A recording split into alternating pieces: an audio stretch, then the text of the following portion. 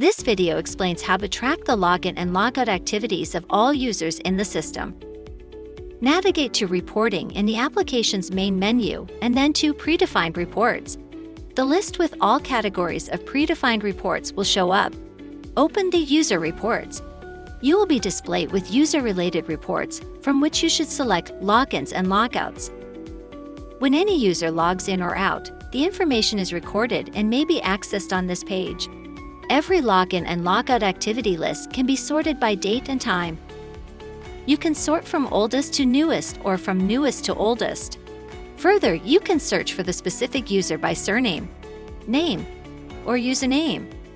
To export the list as an Excel or PDF file, click on these icons at the bottom of the list.